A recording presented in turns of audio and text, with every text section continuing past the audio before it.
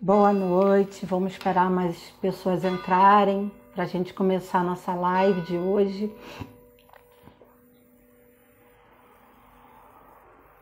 Marcinha, boa noite.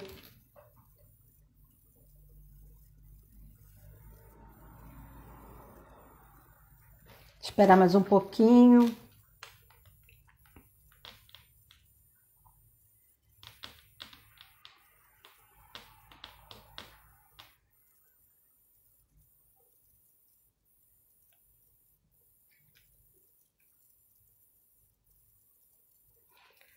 Esperar só mais uns 3 minutinhos e a gente para chamar a nossa psicóloga Ariadne.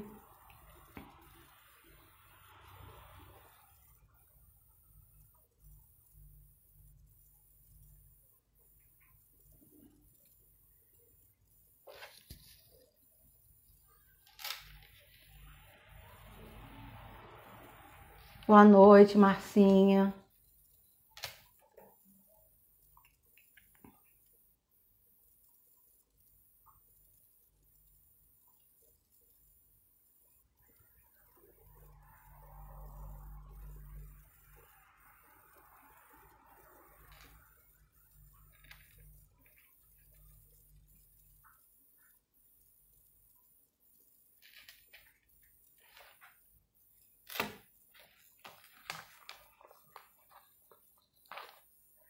Boa noite, Jussara.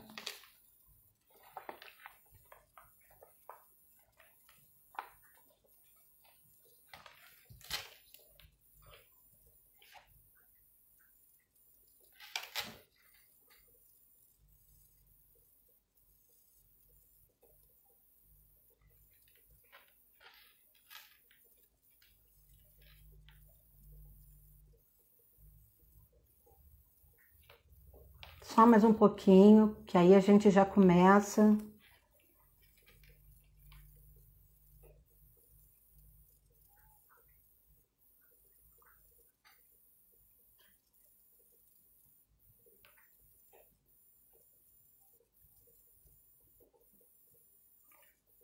Manu, meu amor, boa noite.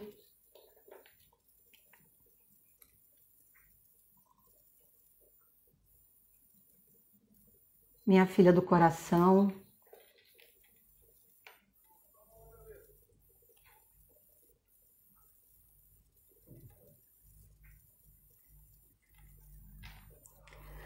Bom, gente, boa noite para quem está entrando. Hoje nós estamos iniciando. Claudinha, boa noite. Hoje nós estamos iniciando, né, as nossas lives profissionais, né? E a MAPA, a partir de agora, vai fazer lives, né, direcionados à parte profissional, onde nós vamos conversar, né, com profissionais, para a gente esclarecer sobre as profissões, sobre os desafios das profissões. Então, hoje nós vamos começar, né, com a convidada, a psicóloga Ariadne, né, onde nós vamos falar sobre a psicologia, né, e os desafios para uma vida melhor. Onde ela vai colocar para a gente, né, como foi a sua iniciação na profissão, os seus desafios. Então, vamos convidar a nossa psicóloga Ariadne para a gente conversar. Boa noite, ouvidores. Nossa, que prazer.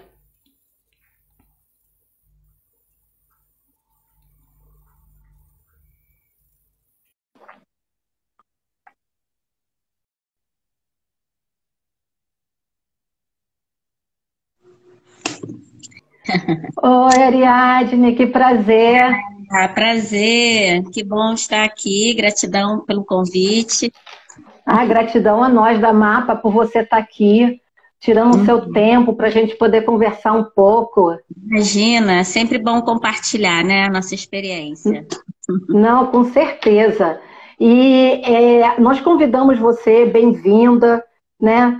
E assim, para você falar um pouco, né, sobre sobre a profissão da psicologia, né? Sobre os seus desafios. Por que que você escolheu a psicologia?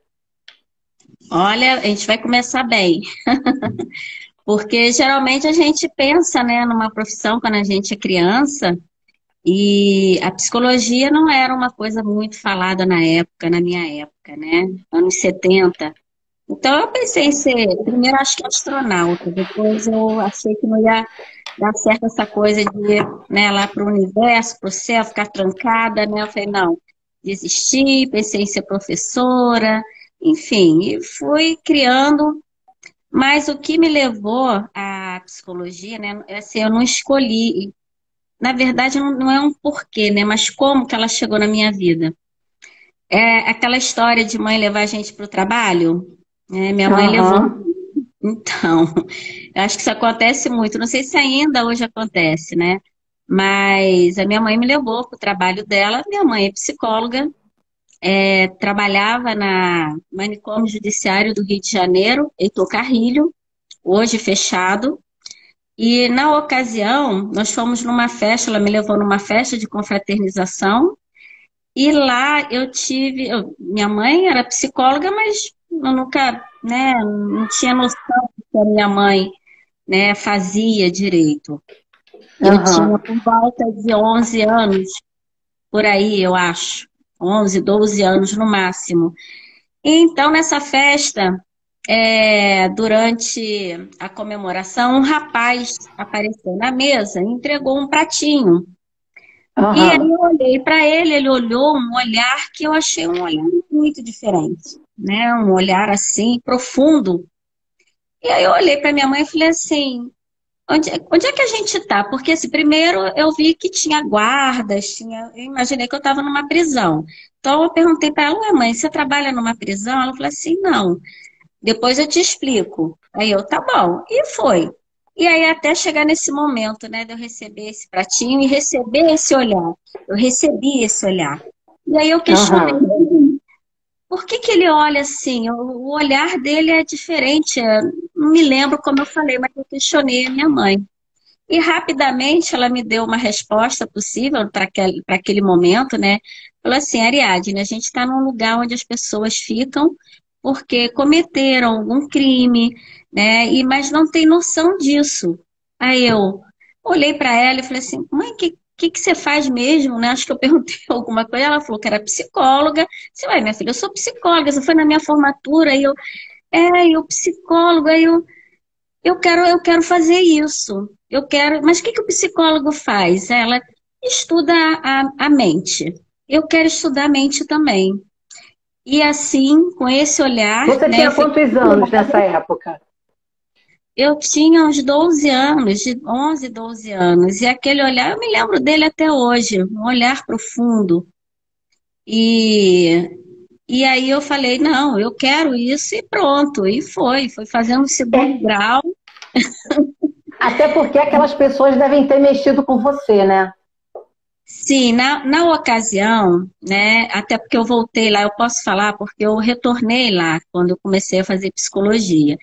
Naquela Aham. ocasião, aí eu fui várias vezes, eu pedi a minha mãe para me levar, e aí eu queria ver tudo, eu queria entrar em todos os lugares, né, tudo era muito, assim, curioso para mim e assustador também, né? Porque tinha uma solitária, tinha um andar de cima que era cheio de grades que eu não podia entrar, e eu queria ir lá, mas por que eles estão presos? Aí minha mãe já tinha me explicado, mas eu não conseguia entender a prisão se não eram presos, eram pessoas que estavam doentes, né, da mente. Aham. Aí eu não entendia, né, e eu queria ver, e eu não podia ver. Mas, assim, do lado de fora, tinha uma produção, né? Então, isso eu estou falando de quê? De 1970, alguma coisa por aí, né? E naquele momento tinha uma equipe multidisciplinar lá que fazia um trabalho, né, de recuperação, eu acho que era o mínimo que eles poderiam fazer, né, já se fazia lá. Por que que eu estou falando isso? Porque quando eu inicio a psicologia e retorno lá Aham. com a minha turma, né, no primeiro período, na disciplina de didática, né, a gente tinha que fazer uma pesquisa de campo. Para onde que eu fui? para Para Heitor lá. Carrilho, né? Porque aí eu ia poder entrar nas enfermarias, ia poder ver aquilo que eu não pude ver na época, porque eu era criança e eu não podia subir, né? E foi uma grande decepção, desde a porta de entrada até porque tudo tinha piorado muito, né? Se passaram ali o quê? Uns 10 anos até eu me formar, né? Não, menos, né? Eu me formei aos 18, enfim. E eu fiquei muito assustada, né? E falei, gente, é isso que eu quero fazer psicologia jurídica. Mas aí o caminho desviou porque, na verdade, a minha formação, né, ela começou na psicologia, porque era o que eu queria, mas em 86, nós tivemos que ir para Manaus. E em Manaus não tinha a faculdade, né, de psicologia. Só Então, até nova a Faculdade de Psicologia em Manaus, né? sim, é, e aí eu só consegui transferência para pedagogia, né? Na ocasião eu falei assim, poxa vida, mas o meu sonho, né? Eu vou fazer pedagogia, pedagogia não tem nada a ver com a psicologia, fiquei assim apavorada. E a pedagogia me salvou, né? Porque a pedagogia me amadureceu, eu já tinha feito um ano de psicologia no Rio, interrompi porque nós fomos para Manaus, meu pai militar foi transferido, eu tive que ir com a família, né? E, e fiz a pedagogia, né? Entre muitas questões, porque a gente demorou para formar, teve muitas greves na ocasião, né? Eu me formei em pedagogia, deixa eu pegar minha cola aqui. Em 92, me formei em Aham. pedagogia. Não, 92, 86, não, 86 do Rio, é, 92, me formei em pedagogia. E aprendi muito, né? A pedagogia me amadureceu. Eu vi a diferença quando eu retorno para o Rio, aí já casada, o meu marido falou, vai fazer psicologia.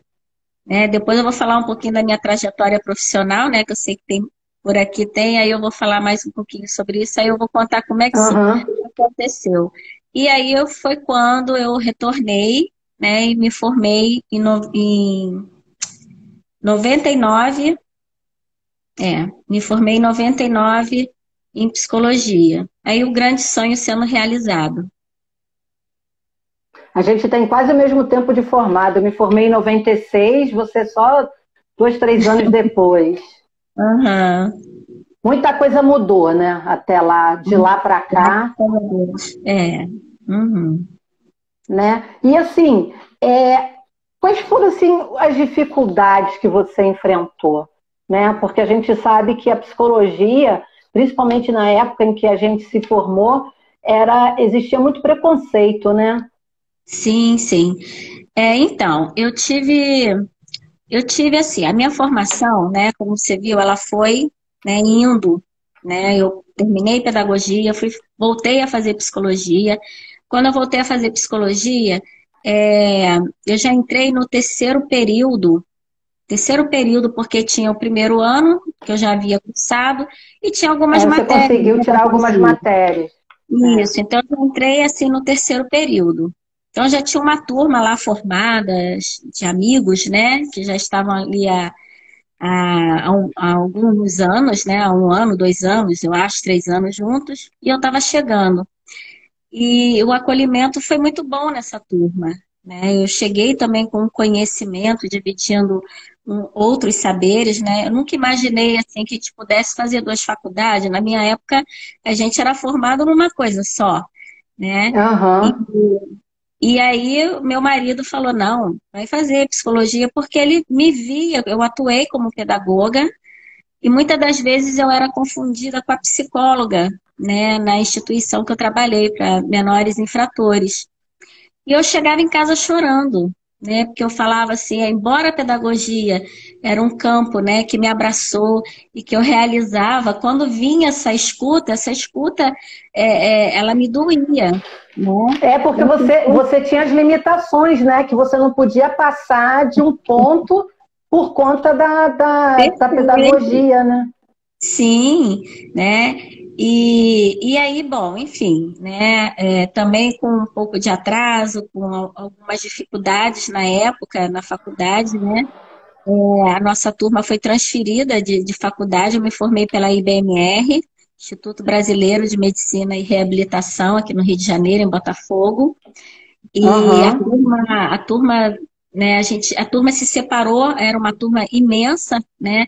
Naquela época, né, as turmas eram imensas e a turma se separou um pouco, mas acho que uma grande parcela foi para a IBMR, né? E para minha surpresa, né, uma das colegas, uma vez numa dinâmica que teve em aula, falou que a turma estava, assim, aquele grupo, um pequeno grupo, né, não todos, mas um pequeno grupo estava querendo saber para onde que eu ia para poder vir junto.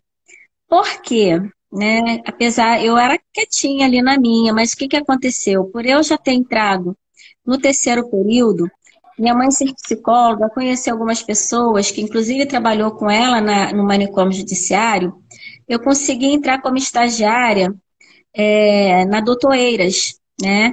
E Aham. em Botafogo, no Rio de Janeiro, em Botafogo. E assim, eu fiz a faculdade, eu vi a teoria com a prática, né? Então teve esse diferencial. Quais foram as dificuldades naquela ocasião? Quando eu entrei, por eu ser indicada, a coordenadora nem olhou para mim, né? Pegou o currículo e tipo assim, você é indicada, né? Da psiquiatra, eu fui indicada por uma psiquiatra. E aí eu fiquei muito triste com aquilo, né? O estágio, dentro do estágio, nós tínhamos o acompanhamento de um psiquiatra dentro da enfermaria. A estrutura da Doutoreiras era imensa, né? Era um espaço físico muito grande, com muitas enfermarias, com para mais de 2.000 pacientes ali. Era terrível. As enfermarias eram terríveis, né? Bem assustador, desumano. Não, eu tenho algumas gravações que, né, agora no decorrer, trabalhando em CAPES, eu trago essas gravações, né, consegui colocar num CD, tem que colocar no Uhum. pendrive, senão eu vou perder, né?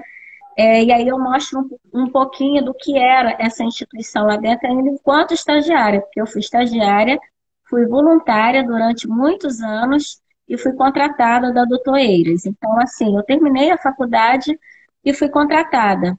Então, toda a minha faculdade ela foi construída junto com, com a prática. Então, eu queria fazer a psicologia jurídica, mas quando eu entrei na Doutoreiras, eu me encontrei com a saúde mental, né? Então, eu falei assim, não, eu não vou para o manicômio, eu vou continuar aqui. Porque eu entendi que eu senti na ocasião? Que eu estava num lugar onde poucos queriam estar. Porque não era humano o que eu estava vendo. Eu falei, Sim. tem como mudar isso aqui? Como que a gente pode fazer esse tratamento? E aí eu vou em busca de outros saberes, né? O saber todo que a gente tem na faculdade, ele é limitado, ele é naquele ano ali, né? Tem muitas informações, mas é um currículo. A gente não pode parar, né? Então eu fui desafiada ali, claro que com os meus supervisores, orientadores, começaram a lidar com essa minha demanda, né? O psiquiatra, ele me testou várias vezes, porque eu era muito empolgada. Eu cheguei empolgada, eu cheguei feliz. Eu queria fazer alguma coisa. Eu me formei, eu estava ali como voluntária e me formei, né? Então eu fui testada muitas vezes por ele. E depois a gente se tornou assim grandes amigos, né? Daquela pessoa que ele testava o tempo todo. Como é que ele me testava, né? A primeira vez que ele pediu para que eu fosse fazer uma avaliação junto com outros colegas, né? Isso enquanto estagiária, ele pediu que Aham. quando o paciente tinha acabado de entrar num surto psicótico, assim, que não teria como eu entrevistar ele. Meus olhinhos encheram de lágrimas, né? Apesar de eu já ser formada, apesar de eu já ter uma dinâmica de trabalho, né?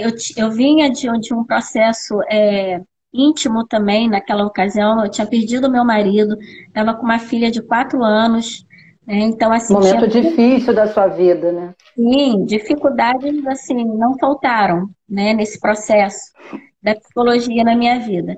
É, Fiz terapia durante 5 anos, né? Então isso também me salva desse lugar, né? Me capturando para que eu possa estar ali de alguma forma. E então, assim, ele me manda um paciente que eu não tinha como, né? E aí eu levantei. Eu fiquei ali olhando para aquele paciente ele em cima de mim, falando coisas assim terríveis, né? E eu levantei, muito por medo, porque a minha mãe falou, olha, tenha olho clínico. Então eu testava muito essa coisa. O que é ter olho clínico? E eu me lembrava daquele moço me olhando no dia lá, né, no manicômio judiciário. Eu tenho que aprender quando é que a pessoa vai entrar em surto, quando ela está numa crise, né, para que ninguém me machuque, para que eu possa ajudar, né? Então, eu Uhum. estava com isso na minha cabeça. E a minha mãe falava, olha, veja onde você está, né? Se o paciente estiver entrando numa crise, não demonstre o medo, mas tenha medo e saia. Tenta uma forma de sair, né? E ali eu estava perto da porta, então eu me levantei e saí. E entrei na sala do médico. Ele olhou assim no relógio, né? Tipo assim, você não demorou. Tipo assim, você passou no teste. Aí pediu para chamar uma outra pessoa para eu poder entrevistar. Mas no final, né, essa dificuldade toda, né, aí a dificuldade deixou de ser, né, essa questão e passou a ser o que que nós podemos fazer, né, dentro de um manicômio, de uma casa de saúde com, eu não sei te dizer quantas enfermarias tinha ali, porque eram várias, eram muitas, né? Tinha enfermaria que eu nem conhecia, desde particular a enfermarias do SUS, né? A grande maioria do SUS. E E as oficinas que eram feitas eram, assim, maravilhosas, né? Assim, uma equipe multidisciplinar que tentava de todas as formas, então, assim, fazia diferença, né? A reforma já estava sendo construída ali dentro, embora com muita resistência, né? Tanto do familiar, muitas das vezes, porque muitos pacientes estavam ali sem a necessidade de estar ali, né? Mas ficaram. Podendo ser tratado no ambulatório, né? Sim, Podendo estar em contato com a vida aqui fora. sem dúvida nenhuma, sem dúvida nenhuma. Eu cheguei a tratar depois alguns pacientes, não foram muitos, mas alguns pacientes que saíram e eu pude tratar na clínica, né? E então, assim, passou a ser esse desafio, como dar qualidade ao tratamento dentro de uma instituição fechada, né, que está tá trancada mesmo, né? E não tem Há nenhum mais de 30 anos. e eles não têm nenhum trabalho psicoeducativo, né? Onde possa ter oficinas, né? A própria psicoterapia, que é uma coisa que ajuda muito. Então não tem e nem o convívio familiar, o convívio social, que é muito importante, né? Esses foram os grandes desafios, né? De estar levando essas oficinas. Eu trabalhei com uma psicóloga que foi desde o meu estágio, né? A Alessi, ela foi a minha orientadora, nossa, ela foi tudo, ela me ensinou tudo, né? É, ela tinha uma sensibilidade, né? A sensibilidade de Nise, ela me ensinou quem era Nise. Ela me apresentou a Nise, porque quando eu conheci Nise, eu nem tinha muito noção, né? Foi numa exposição que nós fomos, que a Doutoreiras levou, então tinha um trabalho na Doutoreiras acontecendo, mas ainda era pouco, ainda era muito pouco. A grande maioria estava trancada, estava sendo hipermedicalizada. A gente já falava dessa questão da medicalização. Eu questionava muito o Aldol naquela época, porque os pacientes Sim. andavam pelo corredor e falavam assim, ele vai me dar Aldol, ele vai me dar Aldol, não deixa ele me dar Aldol. E aí eu comecei a falar, por que que o Aldol é tão ruim? Eles falam tão mal do Aldol, por que que vocês dão Aldol para eles? Não, Ariadne, não é nada disso. E eu, mas o que não é nada disso? As respostas eram curtas, né? Porque o saber médico ele sempre teve muito superior. A gente era tipo bem muito abaixo, né, desse saber. E esse saber não chegava junto. Para alguns sim, né? Então, teve o Dr. Gondim, esse psiquiatra que me testou muito, né? Ele também abriu portas para mim, né? Então, a gente começou a fazer um experimento, né? Isso foi um projeto que ele realizou e me convidou, que era o De Volta para Casa. Então, ali eu estava começando a trabalhar a desinstitucionalização, que eu também fiquei apavorada, porque não tinha estrutura para fazer essa desins. A família não era acolhida, era pegar o paciente, ele estava um pouco melhor, e levar ele para casa. Só que quando você chegava na casa, era uma casa que não tinha estrutura nenhuma, era uma família que muitas das vezes não, nenhuma casa que eu entrei tinha estrutura emocional, física, para receber aquela Para pessoa. receber. Não tinha. Era uma comunidade que às vezes tinha sido molestada por aquele paciente que estava retornando à sua comunidade, né, à sua família. Então, assim, essa família precisava ser tratada também, acolhida, né? E não tinha isso. Por isso, né, na ocasião, eu fiz a pós-graduação em terapia de família, porque tinha muita reunião de família, mas não tinha terapia de família. Eu falei assim, olha, não é da informação, a gente precisa ir além. E olha que eu era bem nova, né? Não tão nova, né? Porque eu já tinha terminado a faculdade de pedagogia, o meu marido morreu, eu tinha 30 anos, então eu não estava tão nova assim, né? Fiz a terapia de família questionando tudo isso. A gente não pode só dar informe, a gente precisa tratar a família. E aí foi quando eu comecei a trabalhar no Hospital Dia dentro da Doutor Eiras, que era para receber as pessoas que vinham de fora, né, para esse atendimento, só que eu já estava há anos ali dentro. Então, o meu vínculo com as enfermarias era muito grande. Aí, alguns pacientes, né, eu estou falando paciente, né, porque era o nome deles ali, né, Aham. alguns pacientes, os familiares pagavam para ele estar no hospital dia, eu era contra isso, que eles estivessem lá, mas sem pagar, né, então eu achava que isso era uma coisa errada.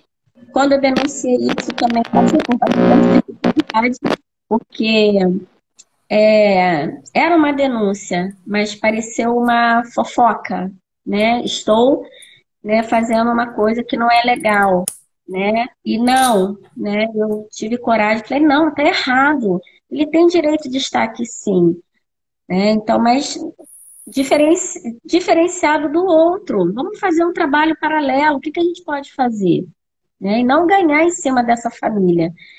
Então, mas aí foi até que veio o fechamento, a reforma, então chega, né, no hospital. Se eu não me engano, a Doutor Eiras foi o primeiro grande hospital, né, do Rio, né, eu acredito que do Brasil, a ser fechado, né. Isso. Tinha um Eu interesse. acompanhei tudo isso também. Então você sabe o que eu estou falando, né? Tinha um interesse, né, da pessoa ali, do dono do hospital. Ele não era o doutor Eiras, ele era o filho, né? Ele era um grande administrador. E para ele aquilo era um elefante branco, estou usando as palavras dele, né? E, Uhum. e ele tinha interesse imobiliário ali, porque era uma área imensa, né? E ele não tinha interesse de manter aquilo. Talvez tivesse sim um lado humano dele ali querendo, não, isso aqui tá horrível, isso aqui não é tratamento. Mas eu não ouvia isso, eu via de fato o interesse mesmo em acabar com aquilo, né? Porque a gente ainda não tinha CAPS, a reforma estava começando e mal ela chegou, né, dentro da Doutor Eiras, a Doutor Eiras fechou as portas, né? Então os funcionários começaram a ser mandados embora, né? A equipe, né, da Desins, né, entrou no hospital. Eu fui uma das últimas a sair, uma das últimas psicólogas, talvez por eu ser contratada há menos tempo, né? Eu fiquei 10 anos dentro da Doutor Eiras, né? Com um ano de estagiária, mais 5 de voluntária, eu não sei, mais 5 de... Eu faço essas contas assim, né? É, então, eu fiquei muito preocupada, né? Na ocasião, eu fiquei muito preocupada, porque eles estavam voltando para uma casa que a grande maioria, a gente está falando aí para mais de 2.000 pessoas, né? Ele estava voltando para uma casa onde ele estava fora há mais de 30 anos, 20 anos, 15 anos, é muito tempo. Perdeu o vínculo familiar, né? Sim, né? E a gente não teve tempo, não tinha como trabalhar isso, porque a porta fechou mesmo, mas não foi a Desins que fechou. Foi o próprio dono que falou, não, então vamos fechar. E saiu fechando tudo. Para mim, foi uma grande catástrofe nesse sentido, porque não teve, né, um acolhimento tanto da família quanto desse paciente, né? E eu vi muitos pacientes debaixo da ponte, né? Eu imagino que muitos foram parar na prisão porque ficaram desorientados, né? Porque você toma uma hipermedicalização, você é hipermedicalizado e, de repente, você não está tomando nada, né? Porque quem é que ia dar conta dessa estrutura toda, né? E até o processo de abstinência é muito delicado, né? Sim, com certeza. Se ele estava acostumado a tomar uma certa medicação e para de uma hora para outra, a abstinência não é fácil. Sim. E aí o processo foi esse. Aí quando eu saí, ela ainda estava para fechar. Depois de algum tempo, ela veio a fechar. Foi quando eu também passei, acho que mais uns 2 anos no Rio. E aí vim para Cabo Frio, né? E aqui em Cabo Frio eu tive a oportunidade, com essa minha experiência, através da psicóloga Sandra Aquino. É importante citar o nome dela, porque ela é um ícone da saúde mental na região dos Lagos. Eu falo isso sem problema nenhum, porque né? Não sei se ela está na live, seria ótimo. Acredito que não, porque ela deve estar atendendo. E ela foi em 2008, foi inaugurado o CAPS 2 aqui em Cabo Frio. E eu estava ansiosa, porque eu já tinha escutado a notícia, né, que ia inaugurar o CAPS. Eu falei, nossa, eu vou ser a primeira a ser contratada.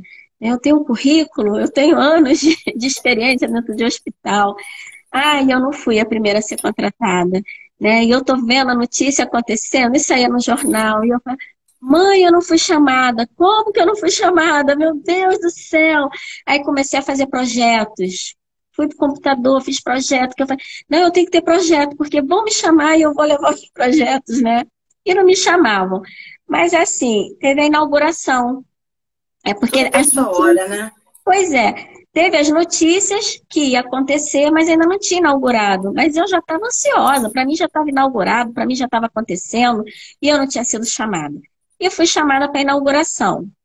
Mas na inauguração a Sandra também não falou nada comigo. Depois, posteriormente, ela me convida para ir ao CAPES, né? Aí eu cheguei, né, com currículo e um monte de projeto, pelo menos uns 3, um monte não, mas pelo menos uns 3, que eram os projetos que eu realizava na Doutoreiras. E então, música, né, não podia faltar, porque eu fiquei traumatizada, né, com as oficinas de música dentro de um hospital psiquiátrico. É a coisa mais terrível, né, que se passa. É música. Eu falei, não, gente, as festas eram cinza. As músicas eram qualquer música. A interação era só entre eles. A equipe não interagia. A equipe não estava junto. Eu falei, não, vamos botar cor nisso, né? Então a gente começou a fazer Natal, fazer festa, que era muito difícil, né, dentro de uma instituição, mas com mais cor, com mais família, com mais propósito. E nos últimos anos a gente conseguiu fazer isso. Então eu entrei no CAPES querendo fazer oficina de música, né? E queria colocar a equipe para dançar, e eu acho que eu assustei a equipe, né? Como assim? Né? E aí, no final né, em julho, acho que inaugurou, no final do ano eu já estava como coordenadora, e aí é que eu falei, não, agora eu vou pôr todo mundo para dançar, né? Falei, vamos dançar porque isso é terapia para todo mundo e não sei o quê. Expliquei para a equipe, né? Assim, gente, olha só, a gente está lidando com pessoas que nunca tiveram um aniversário na vida, que nunca ouviram parabéns para você. Vamos cantar parabéns para eles, vamos dançar com eles. São pessoas que não conhecem nem a praia aqui do Forte, que era só a gente atravessar alguns quarteirões, estava lá na praia. Vamos fazer oficina de praia, né? E aí, sabe, são coisas que dão trabalho. Vamos fazer o carnaval? Aí a minha coordenadora empolgada também, né? Viu a minha empolgação, bora fazer o carnaval. Fez dentro do CAPES. No segundo ano, Ariadne, vamos pôr na rua? Eu, ai meu Deus, vamos. Dá a volta no Desafio, né? Então, assim, falar em desafio, sabe? Foram muitos, muitos desafios. Trabalhar no CAPES foi um lindo desafio, porque o CAPES me mostrou que era esse o caminho, né? É o caminho, né? Os CAPES é o caminho, a RAPS é o caminho. Trabalhar em rede é fundamental, não dá para trabalhar sozinho, né? A gente precisa da rede para que esse trabalho precisa. seja eficaz, porque senão ele fica ali, a gente passou por isso, né? Ele fica quase que murado, né? E a gente precisava abrir as portas. E eu acho que a gente chega ainda, né, com muita grade dentro da gente, com muitos muros dentro da gente. E romper isso dentro da gente é complicado. E não é por mal, às vezes é por falta de experiência, às vezes o colega tem medo, né? Quantos colegas chegavam no CAPES para o primeiro, né? Para a primeira entrevista, eu falava, você sabe onde você está? A Sandra perguntava, olha, vamos conversar. Você sabe o que é a saúde mental? Você sabe o que é um CAPES? Se você não se sentir bem, você pode falar, né? Dificilmente. Geralmente foram poucos que não aguentaram estar ali e falaram, não vai dar para mim não. Ficavam com medo e saía. Foram poucos. A grande maioria eram contaminados, né? Mas por quê? Porque o CAPES é um lugar de acolhimento. Não tem como ser diferente, né? Um CAPES que não tem esse lugar, ele não dá certo. Sim. E a gente viu isso. Uma coisa importante a gente precisa dar continuidade ao nosso conhecimento. A faculdade, né, ela é o início, né? Não basta. Isso é diário, né? É o conhecimento. Porque senão você não consegue continuar na carreira. E a necessidade de cada um. Eu, dentro da Doutor Eiras, eu vi a necessidade de fazer, né, essa formação em terapia de família. Enquanto pedagoga, o meu marido ainda vivo, né, ele falou, por que você não faz uma pós em psicomotricidade? Eu falei assim, poxa, legal, eu tive essa matéria. Mas quando eu fiz a pós, eu falei assim, mas eu vou trabalhar com criança? Aí ele falou assim, claro, eu sou pediatra, nós vamos ter um consultório juntos. Aí eu fiquei assim, nossa, eu nunca pensei nisso. Então tá bom, porque eu já estava dentro da Doutor Eiras, totalmente fascinada com o trabalho, né, com adulto, né? Eu não me via trabalhando com a criança. Eu não tinha, minha formação não foi essa, 10 anos lá dentro, né? Então, mas isso foi bem antes, né? Mas a psicomotricidade ficou guardada. Porque depois, né, na verdade, antes de eu ir para o CAPES, né, eu passei por uma clínica particular, onde eu fui trabalhar com crianças. Que desafio! Olha, esse foi. Porque trabalhar com criança é desafio. Nossa, eu falei assim, meu Deus, no que eu estou me metendo? Vamos lá, vou aprender, né? Vou aprender. Porque eu sempre acho que a gente está aprendendo o tempo todo. Por mais que porque Pois é, você está falando uma coisa muito, muito interessante, porque até para as pessoas, né, para quem está assistindo e está aí se preparando para uma carreira, é saber que nós profissionais a gente tem a gente precisa constantemente se reinventar, né? Ou, ainda mais na nossa área, qualquer área. Né? Mas exatamente. A psicologia, ela exige isso de você. Né? Ela te desafia o tempo todo. Sim, para a gente se tornar um profissional melhor e com mais segurança para trabalhar.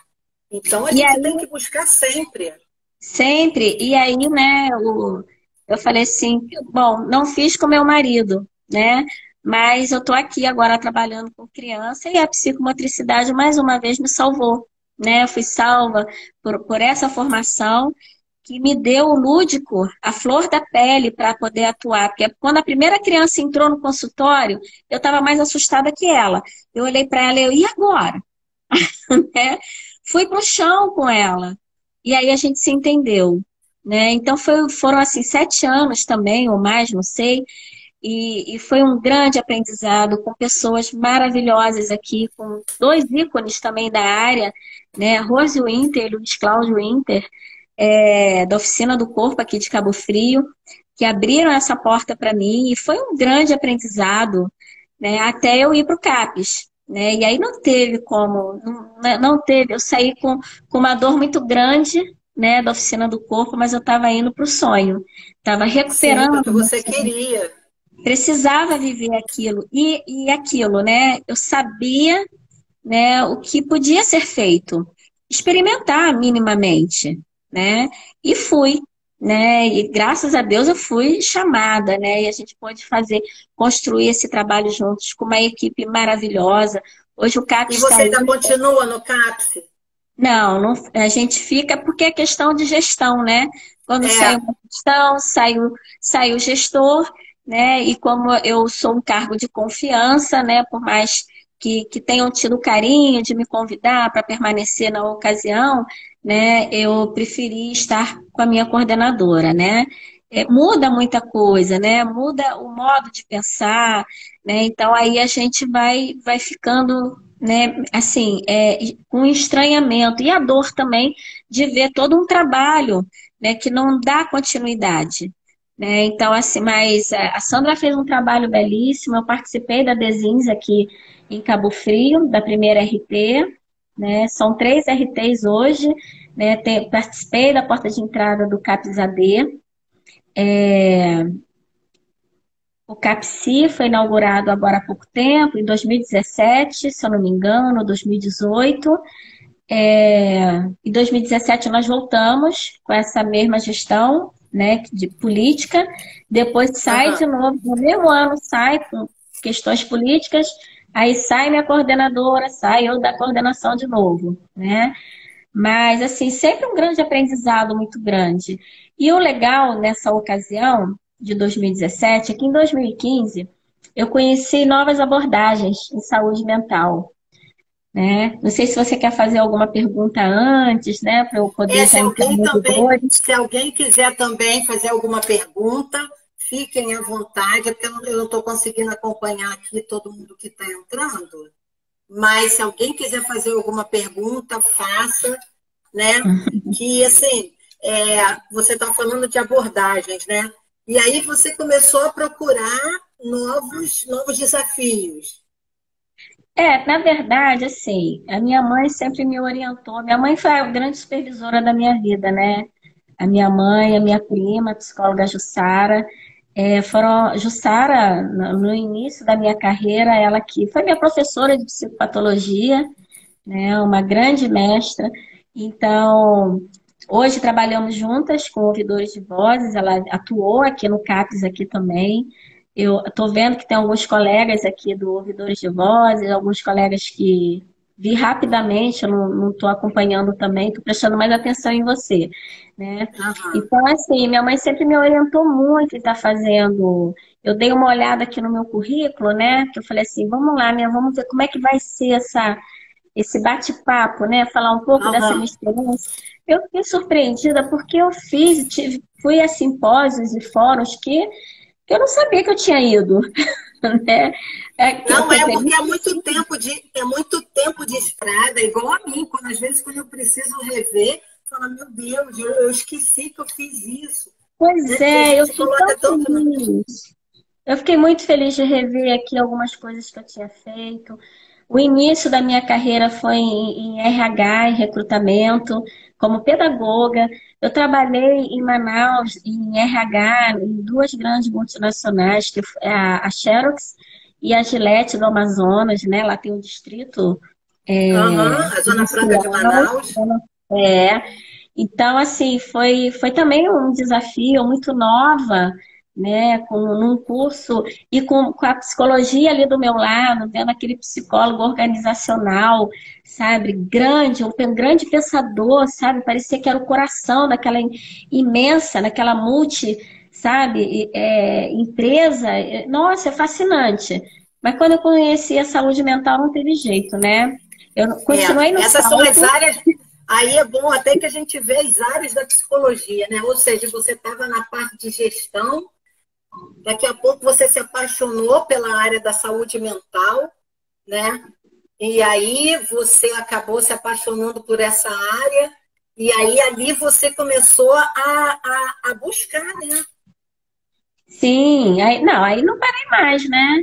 Aí foi do CAPES até hoje, né? Eu sou saúde mental, eu sou atuante na área da saúde mental, sou atuante na. Eu acho que assim, a gente tem que retomar a reforma, né? A gente fala assim, a reforma psiquiátrica, a gente tem que reformar a reforma, né? Então, eu acho que é Aham. esse processo para que a gente não perca o que a gente já conseguiu e consiga avançar, né? Então, eu acho E que é como um é que você momento. chegou? E como é que você chegou no Ouvidores de Vozes? Pois é, então. Em 2015, né, a convite da Sandra Aquino, nós fomos para um fórum aqui no IPUB, no Rio de Janeiro, em Botafogo. E aí eu fui com ela, né? Novas abordagens, saúde mental, vamos lá. Só que quando eu cheguei lá, essa nova abordagem eram ouvidores de vozes. E eu falei, nossa, que legal, ouvidores de vozes. Vamos lá, vamos ver isso. E ali no meio daquela palestra, né, ouvindo, né, uma das pessoas, né, que é o responsável, né, pelo movimento também, junto com o Mário Gomes, o Paul Becker, aquela pessoa falando e trazendo outras pessoas, sabe, lá de fora para falar das suas alucinações e como que isso foi trabalhado, como que isso foi ouvido. Aí eu olhei para a Sandra e falei assim, gente, a gente escuta as vozes dos nossos pacientes desde então, porque a gente faz isso. Aí a Sandra olhou para mim, deu um sorriso, né? Eu falei assim, Ariadne, mas eu não sabia que eu fazia isso. E não fazia com a propriedade que eu faço hoje, com certeza. A gente ouvia porque era nosso ouvir, né? Era ouvir o delírio de um paciente, não encaminhar correndo. Fiz muito isso. Vai entrar em surto, olha o olho clínico. Eu vi que o paciente estava entrando em crise, eu já corria também lá para a enfermagem, já pedia um apoio, a gente já pensava no que fazer, já pensava na medicação. Eu fui essa psicóloga, sem dúvida Aham. nenhuma, porque foi dali que eu vim, foi isso que eu aprendi. Por mais que eu questionava, eu vi na doutoreiras o eletrochoque. Né? Minha mãe falou: você vai participar por quê? Eu falei: eu tenho que ver. Ela, minha filha, eu te falo como é, não vai. Eu falei: não, mãe, eu tenho que ver. Eu vou ver. Eu liguei para ela e falei: mãe, eu tô indo, né, para acompanhar um ECT. E foi horrível, porque não era uma estrutura. Eu não sabia que era do jeito que era, né? Com um treco feito de pauzinho, com fios para dar choque, sabe? Colocando um pano na boca do paciente. Para ele não E, se machucar, olha, horrível, horrível, horrível, horrível. é traumático Fiquei, mesmo. eu fiquei muito mal, até porque o paciente, né, ele leva o choque, ele fica imobilizado ali. No momento do choque é algo assim que um sofrimento muito grande. Sofri vendo ele tomar aquele choque. E quando a gente estava saindo, eu, né, me segurando, eu sou muito emotiva, eu choro com o comercial de manteiga, eu não vou chorar, né? Eu quis chorar ali. Eu vi aquele ser humano, por mais que ele tivesse animalizado, porque ele uivava, e ele batia muito, ele machucou muita gente dentro do hospital, mas machucou de quebrar bacia, quebrar costela. Ele era um paciente que vivia contido, né? E aí, quando ele tomou o choque, ele caiu assim, ficou lá, né, na cama, né? Deu. E eu fui atrás do médico tentando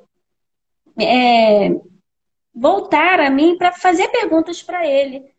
No que a gente está saindo, o paciente estava assim atrás de mim. Eu levei um susto, fui para a parede, né? E ele saiu correndo. Aí eu, como assim? Eu falei, doutor, ele acabou de fazer um ECT. Ele falou assim, Ariadne, ele não tem mais jeito. Eu, o quê? Ele está tomando ECT e não tem mais jeito? Me explica, pelo amor de Deus. Ele falou assim, depois a gente conversa. Bom, até hoje ele não conversou comigo. Eu fui buscar esse conhecimento com outros, né, com um psiquiatra, né, que, que me testou, né, o tempo todo. Eu falei, o senhor é o meu orientador aqui, conversa comigo sobre o ECT. Né? E ele falou assim, Ariadne, é uma pessoa que está queimando ali tudo, ele vai lesionar cada vez mais, essa é a verdade. Sim, as ligações Né? sinápticas, elas não... Mas ele a única forma de fazer contenção a ele. Eu falei, ele não está contido, ele tomou choque, levantou, né? Ele poderia ter passado por cima de mim, eu estou toda quebrada, e nem ia ser intencional, né? Mas apavorado, enfim, né? E aí a gente, graças a Deus, né, hoje, né, pensa assim, não tem mais eletrochoque. Tem eletrochoque, não tem daquele jeito. Penso eu que não tenha daquele jeito, né? Hoje tem uma enfermaria com anestesia, já entrei em uma, né, e questionei também, né? E, bom, voltando a ouvidores de vozes, né? Ali você estava diante de pessoas que tinham alucinações, mas eram ouvidas, eram respeitadas nessa experiência, porque então não é uma doença, né? Troca o nome, não é uma doença, é uma experiência. Vamos ouvir essa experiência de ouvir vozes. Aí ele para falar dessas vozes, né? Ela me perturba, ela fala coisas horríveis para mim. Ela fala que eu não vou dar certo, ela fala que eu sou horrível. Ela fala para eu me matar, ela fala para eu matar o outro, enfim, né? O que as vozes alucinatórias dizem. E aí teve um exercício no dia em que nós seríamos as vozes, eram 4 pessoas, e ao mesmo tempo nós iríamos falar, né, no ouvido de cada um sendo a voz. E eu, logo no início, né, nesse primeiro exercício, eu seria a voz alucinatória da Sandra.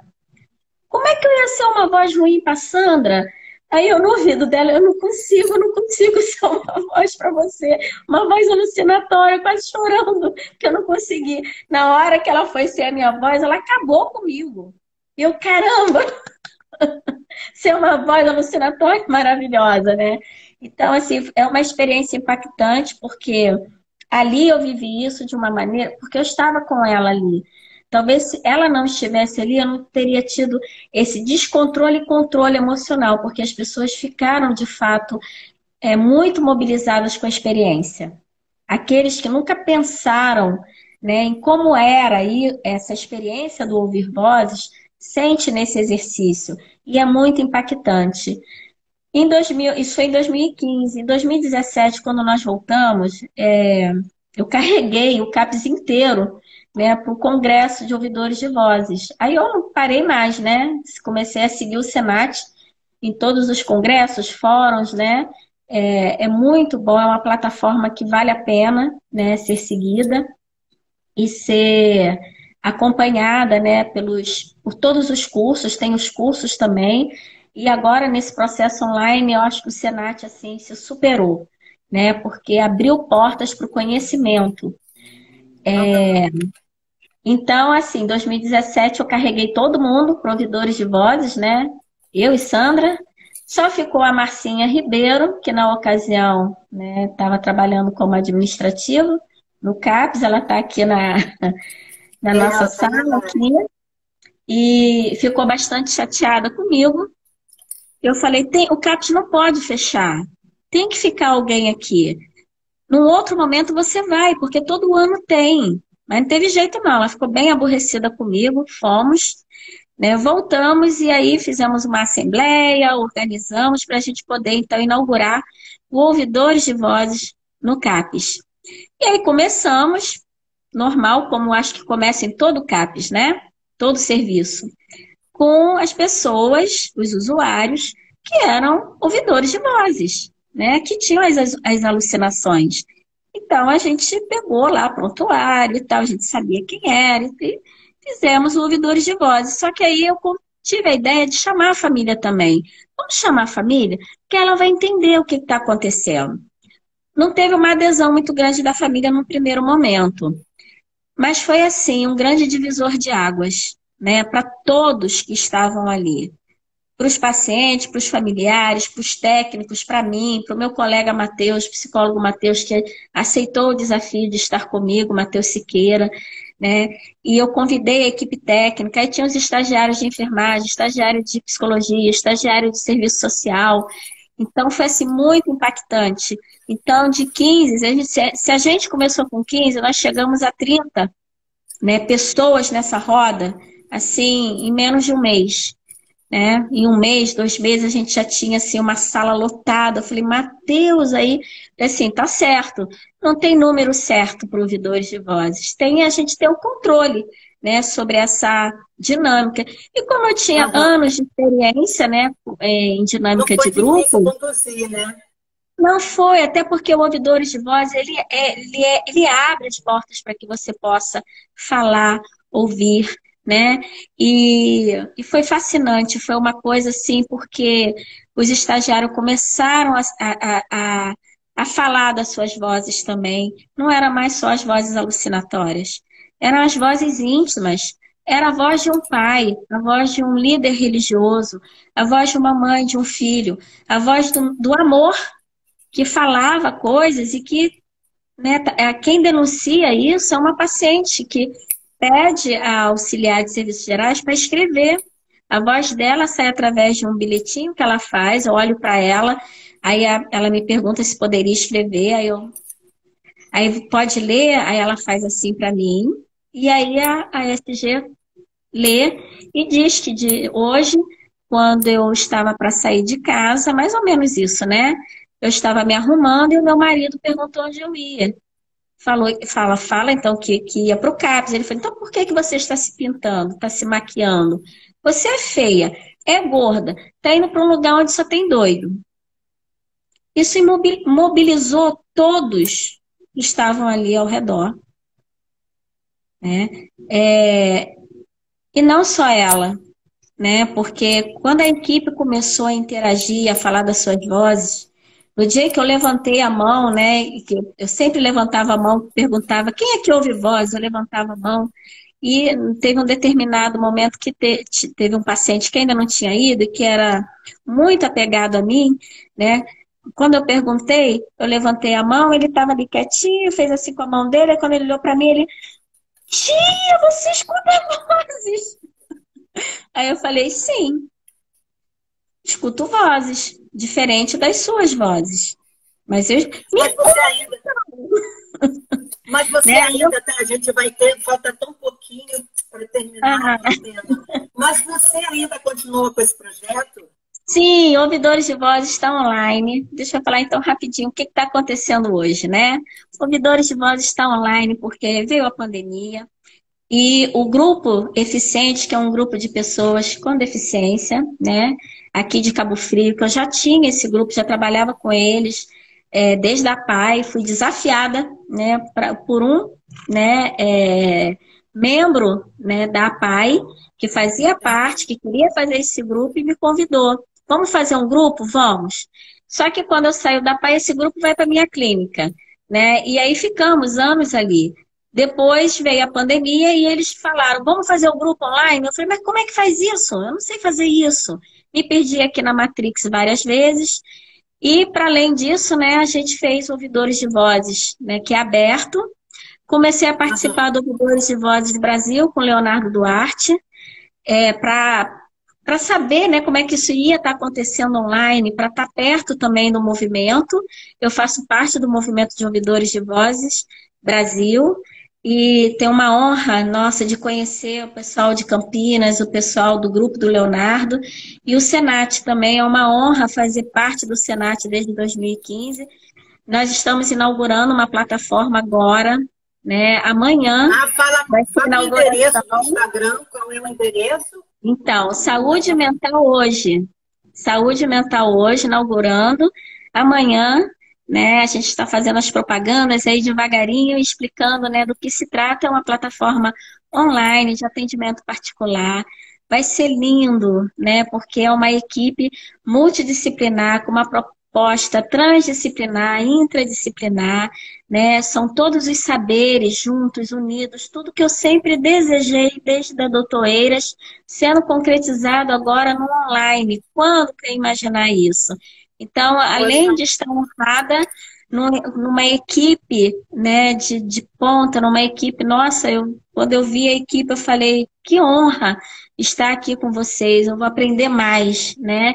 Então, é o acolhimento não só dessa pessoa que vai chegar, desse sujeito, né? Mas é o acolhimento de todos nós que estamos ali atuando. A gente vai trocar, né? Então, são psicólogos, enfermeiros, terapeutas ocupacionais, é uma gama de profissionais, serviço social, né? Então, assim, é uma gama de profissionais pronto para escutar o ser humano na sua demanda, seja ela qual for. Então, eu estou muito feliz de hoje, aos 57 anos de idade, de ter passado por essa trajetória toda, né? Hoje estar aqui podendo falar sobre isso, já indo para o finalzinho da minha carreira, achando que eu já estava já para me aposentar. Nada, ainda tem muito pela frente. Aí vem essa surpresa maravilhosa. Nossa, eu quero agradecer muito a você pela oportunidade que você está dando aqui para a Mapa, para falar um pouco sobre a sua carreira, como tudo começou. Eu acho que quem está assistindo, você está sendo um exemplo muito positivo. Gratidão. Né? A gente começou com chave de ouro por estar ouvindo você. Nossa. Né? E que assim, conte sempre com a Mapa, porque você precisar, né? E espero que a gente se encontre para a gente se conhecer pessoalmente, né? Nossa, não tenha dúvida. Agora a gente esse momento também está trazendo isso de bom, né? Entre tanta coisa ruim, a gente precisa focar no lado positivo. Eu tinha muito medo, eu não sabia como usar isso aqui. E olha quantos encontros bons a gente está tendo.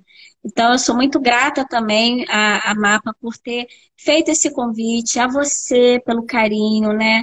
A todos, né, que estiveram... A Mônica também manda um beijo bem grande, ela não pôde ficar, ela não pôde participar, mas também ela manda um beijo bem grande para você.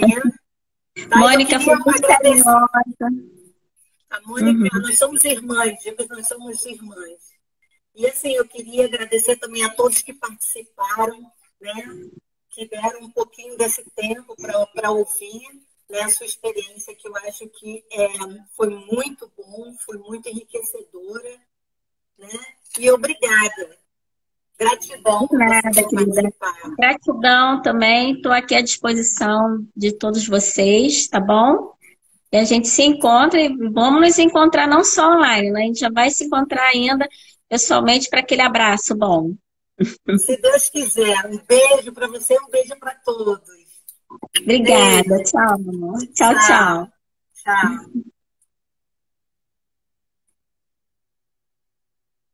Eu não sei sair. Peraí, deixa eu ver aqui. Achei. Gente, tchau. Gratidão. Beijo, tchau. Beijo a todos.